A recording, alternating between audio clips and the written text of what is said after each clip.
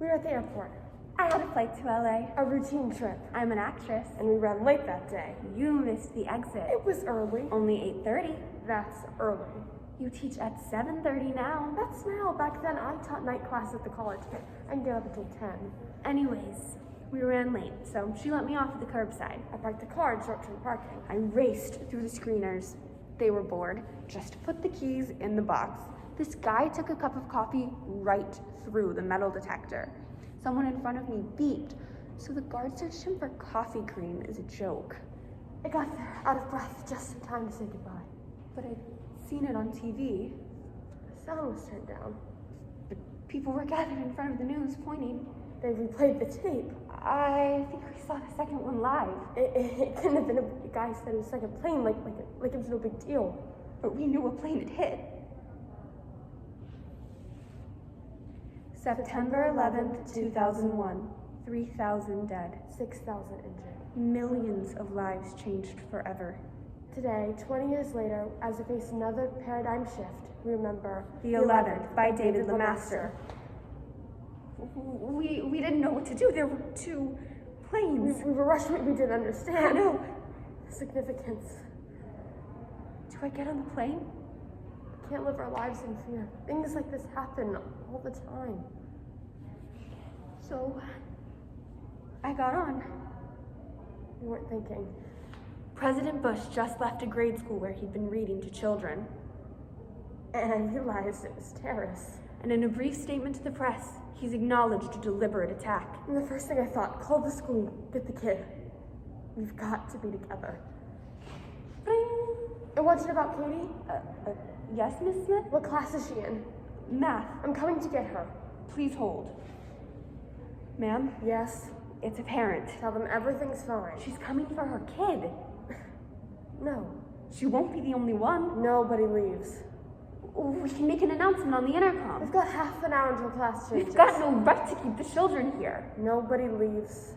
Nobody panics.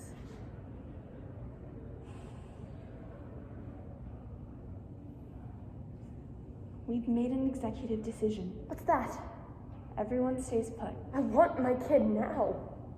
The children are safe here at the school. There's no need to panic. I'll report you to the superintendent. Please, don't make the children panic. You mean they don't even know? We've made no official announcement yet, no. My kid has a right to know. She'll know in due time, ma'am. She needs to know now.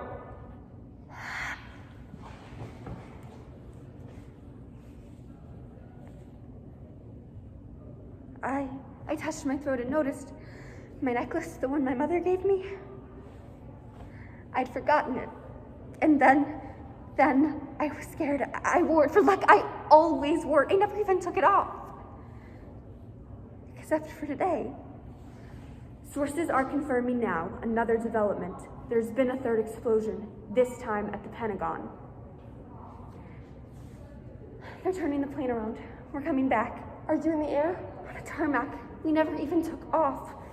Repeat. Sources are confirming now another development. There's been a third explosion, this time at the Pentagon. Repeat. There's been an explosion at the Pentagon. I split the TV screen. On one side was the World Trade Center. Burning. Fire. Smoke. And on the other side, another fire. Words crawled across the bottom of the screen the way they used to announce weather warnings. One side said New York, the other Washington. And then I finally understood the danger. How could I have been so stupid before? We have an irate parent on every line. Hang up on You them. can't do that. We can't dismiss school not without word from the superintendent. We are on the East Coast, for heaven's sake. We're near a refinery. They didn't hit a refinery.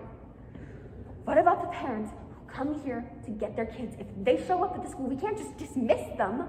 We'll handle it like any normal day. It isn't a normal day. We act like it is. Understood? I raced off the plane. I was terrified, and when I got on the ground, I went to customer service. Hi, how can I help you? I was on the flight to LA. Yes, they've grounded all air traffic. I beg your pardon? Grounded till further notice. Oh, can I have my money back? Yes, well, let me see what I can do. Don't just see. Refund my money. Computers are shut down. I watched her rush away. I watched people race through the airport, people in my line for refunds, but all I... But the boss called, and the boss's boss, and they told us to stay right there. People needed us at our posts. Are they shutting down the flights? When is there another flight? What's going on? All I could think about was my baby. And all I knew was that if they hit New York, and they hit Washington, they could hit me. Or worse, they could hit my baby. And there was nothing I could do about it.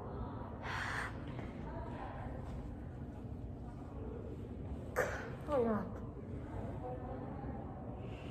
What happened? It's gone. What?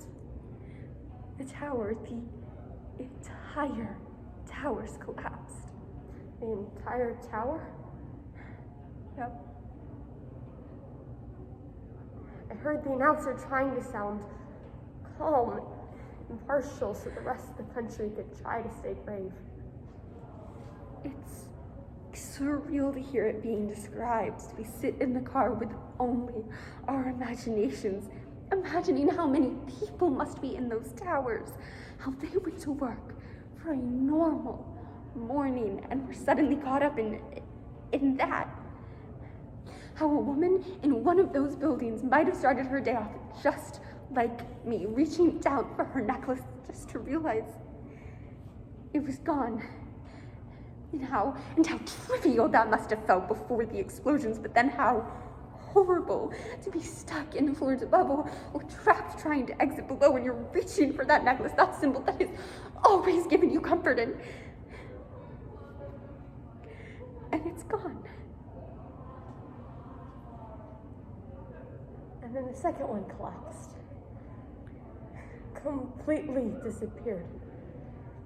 The description of the second one was softer still, like the announcer knew it was coming.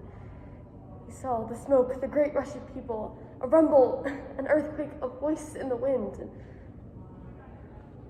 then it was still. We finally saw the full tape when we got home. They played it again and again. Chilling. Numbing. They said a crawl across the bottom of the screen. A list of school closings and planes still in the air.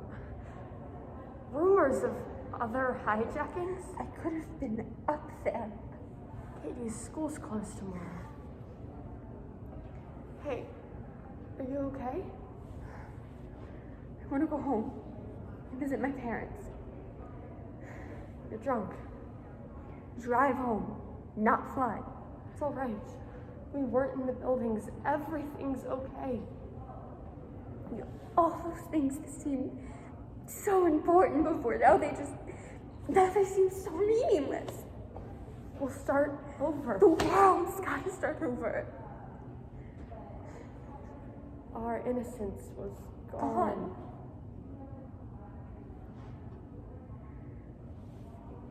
Bye.